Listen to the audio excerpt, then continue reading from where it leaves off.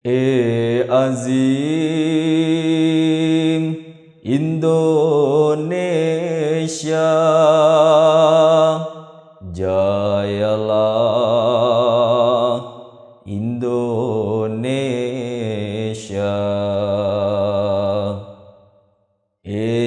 Azim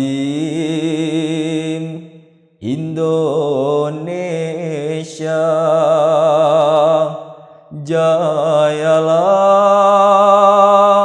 Indonesia.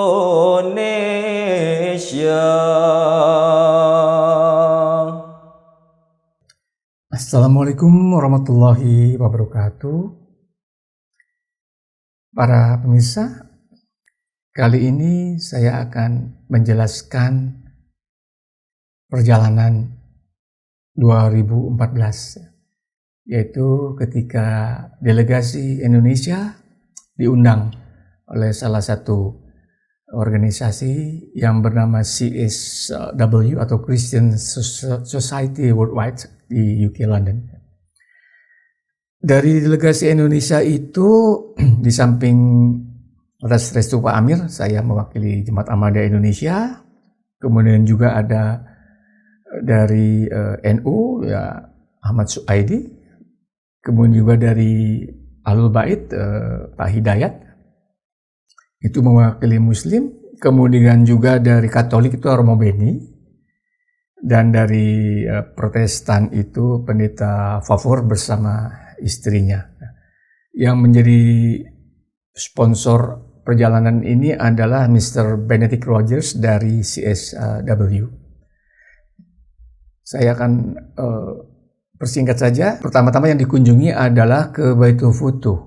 Ke Baitul Futuh kami diterima oleh Hujur Hazrat Ali Batul Masih Al-Khamis Ayatollah bin Nasir Aziz, ya. Kemudian berbincang, kami beraudiensi, bermulakat di sana, menanyakan satu persatu, ya. Dan awalnya ketika saya datang ke Baitul Futuh, panitia itu tidak menyangka kalau saya seorang Ahmadi, dipikirkan delegasi Indonesia biasa saja begitu. Beliau jelaskan Baitul Futuh sana sini. Saya katakan, Tuan, saya adalah orang Ahmadi. Oh, dia kaget. Saya beberapa kali jasa di sini ikut, dan beliau merangkul kami, dan kemudian juga beliau mungkin sampaikan pada Hujur juga bahwa salah satu delegasi ini ada seorang Ahmadi. Sehingga pada saat mulakat ini Hujur sudah langsung mengenali saya karena saya satu-satunya delegasi yang menggunakan peci. Yang saya ingat, Hujur bertanya pada saya, kamu sekarang bergiat di human rights ya? Gitu. Oh, bukan Hujur. Saya lebih bergerak di interfaith dialogue. Oh, ya, gitu. Itu yang saya ingat. Setelah kami berdialog satu sama lain, kemudian kita berfoto bersama dan juga diberi beberapa hadiah buku oleh beliau, ya. Nah, setelah itu siang harinya itu kami diskusi di hall Baitul Futuh, ya. Temanya itu adalah Indonesia Polarization in Peril, ya. Kira-kira bahasanya pluralisme di Indonesia di ujung tanduk, ya. Ini setting 2014, ya, ketika persekusi kepada Jemaat Ahmadiyah Indonesia, kepada kelompok minoritas lainnya baik Muslim maupun non-Muslim sangat begitu kuat, ya. Lebih kurang 8 tahun lampau kalau dihitung dengan tahun ini, 9 tahun lah barangkali seperti itu. Dan ini menjadi concern, menjadi perhatian banyak para pegiat toleransi pluralisme di Eropa, sehingga mereka mengundang kami untuk menjelaskan apa yang terjadi sebetulnya di Indonesia, ya. Masing-masing kelompok menceritakan pengalaman-pengalaman persekusinya, dan saya juga mewakili Ahmadiyah menceritakan apa yang sesungguhnya terjadi dengan Ahmadiyah di Indonesia, ya. Kejadian-kejadian lalu yang sampai sekarang juga ada yang sudah selesai, sudah tuntas. Contoh misalnya masalah KTP warga jemaat kita di Manislor. Tempo ini kan belum dikasih KTP. Belakangan setelah tahun belakang dengan pemerintahan Jokowi ini, kita semua diberikan KTP di Manislor itu, dan pada saat itu kan juga belum menjadi perhatian, ya kan. Sampai sekarang misalkan transito di Lombok masih belum tuntas, ya insya Allah akan segera selesai ke sana. Ini salah satu contoh yang kami paparkan di Baitul Futuh London. Ya, di Baitul Futuh London itu dihadiri juga oleh Amir UK, Mr. Hayat ya, atau Hayat Sahib, juga kemudian Imam Masjid London. Ya, di sini ada beberapa fotonya. Nah, pada keesokan harinya kami kemudian diajak atau dipanggil ke Parlemen Inggris di Westminster, London. Ya.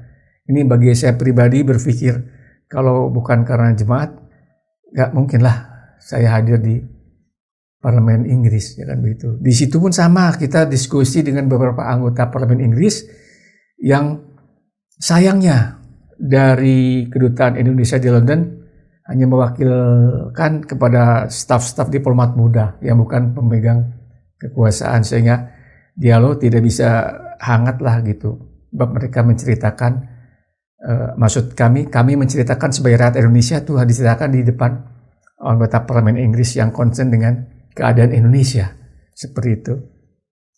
Kemudian juga kami banyak diajak berdialog langsung private ke masing-masing anggota parlemen ya, kan masing-masing dia punya ruangan, sehingga kami harus turun naik, harus keluar masuk gedung, harus berjalan kaki, dan itu pada saat itu cukup dingin walaupun bukan musim dingin ya, tapi tetap aja dingin dan merasakan dinginnya London, tapi dengan berjalan kaki menjadi hangat seperti itu. Banyak ya yang dilakukan di Parlemen Inggris maupun di beberapa parlemen, anggota Parlemen Inggris secara private seperti itu. Di sana kami juga mengambil foto, ya kan, beberapa foto, dan kemudian ditunjukin kepada saya, sini, Anda berdiri ya di sana ya, dilakukan seperti itu. Dan di sini presiden Anda berdiri di sini waktu difoto. Ya, kembali lagi kami merasa suatu kehormatan yang besar ya diperlakukan seperti itu oleh beberapa anggota parlemen di Inggris ya. Hadirin sekalian, pada keesokan harinya dari London kami menggunakan kereta api bawah tanah ya ke Brussels, ke Belgia ya. Setelah istirahat, baru keesokan harinya kami mengunjungi gedung Parlemen Eropa yang demikian besar ya, demikian. Jadi tempat itu kami melihat, di Parlemen Eropa itu kami ditemani oleh Harija London ya. Saya ingat namanya Mr. Mahmud, kemudian juga saya lupa namanya satu lagi itu, 2 orang menemani kami ya untuk diskusi di Parlemen Eropa. Dan dari cerita-cerita itulah dan perjalanan itu saya baru tahu mereka berdua itulah yang kemudian menjadi promotor diundangnya Hujur berpidato di Parlemen Eropa. Jadi, mereka banyak cerita dengan saya seperti itu. Dan kami tunjukkan di sini Hujur pidato di gedung parlemen ini, kan banyak sekali gedung-gedungnya, ruangan-ruangannya. Dan di satu ruangan itulah kami kembali lagi diskusi dengan beberapa anggota Parlemen Eropa ya. Sama polanya seperti apa yang di Parlemen Inggris lakukan juga dengan di Baitul Futuh Hall kami lakukan. Kami jelaskan apa yang terjadi, yang menimpa pada kami, khususnya yang saya sampaikan kepada Jemaat Ahmadiyah di Indonesia.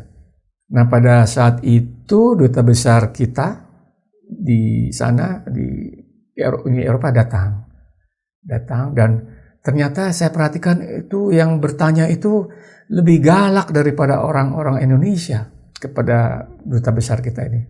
Ceritanya seru lah kalau disampaikan. Mereka sangat gigih membela kebebasan beragama, berkeyakinan, beribadah, juga pluralisme. Mereka sangat-sangat concern sekali dengan keadaan Indonesia pada saat itu. Nah, di situ juga saya juga baru ada beberapa jemaat dari Belanda datang untuk mengikuti perdebatan ini, juga Mr. Ayas dari UK khusus terbang dari London ke Brussels ya. Jadi banyak hal yang saya sampaikan. Tentu saya tidak bisa detail menjelaskan apa yang diperdebatkan di sana, tapi ini adalah suatu memorable, satu kenangan ya. Ini bagaimana perjuangan pluralitas Indonesia itu tidak hanya memperjuangkan Ahmadiyah, tapi kita harus juga memperjuangkan kelompok minoritas lainnya yang terzalimi. Kita harus sama-sama saling bahu-membahu untuk menegakkan, meraih hak konstitusi kita sebagai warga negara Indonesia. Kemudian dari Parlemen Eropa, maksud saya dari Parlemen Eropa, kami juga tetap diajak untuk dari gedung ke gedung, dari ruangan ke ruangan, diskusi lagi dengan beberapa anggota Parlemen Eropa. Ya, tentu di Parlemen Eropa juga beragam, dan yang kami kunjungi adalah mereka yang concern terhadap kebebasan beragama, berkeyakinan, beribadah, dan concern terhadap kebinekaan, pluralitas di Indonesia. Nah, hadirin sekalian, itu yang boleh saya sampaikan.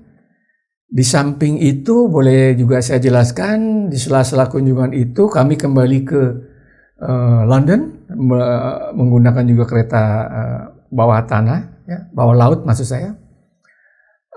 Dan di situ kami berkunjung juga ke ulama yang host, ya, ulama Syiah. Ya.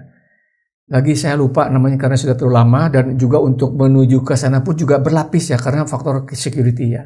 Kami semua berkunjung ke ulama di sana itu, dan ternyata kemudian beliau ceritakan bahwa kalau Gus Dur ke London selalu mengunjungi beliau ini, dan beliau tunjukkan tuh Gus Dur duduknya di sini loh, di situ loh, dia sahabat kami. Dan ketika saya diskusi dengan beliau tentang persekusi yang terjadi di Indonesia, khususnya yang menimpa Ahmadiyah, menimpa juga kelompok-kelompok lain, beliau dengan jelas mengatakan itu bukan dakwah agama, itu adalah kriminal. Beliau jelas sekali mengatakan demikian, ya. Kemudian juga kami juga mengunjungi beberapa tokoh-tokoh gereja Anglikan, tokoh-tokoh gereja Protestan, ya kan, juga gereja Katolik yang luar biasa, gedung-gedungnya yang sekian ratus tahun masih juga terpelihara. Hadirin sekalian, itu yang boleh saya sampaikan, mudah-mudahan bermanfaat dan bisa menjadi satu pelajaran yang bisa diambil oleh generasi-generasi kita yang akan datang.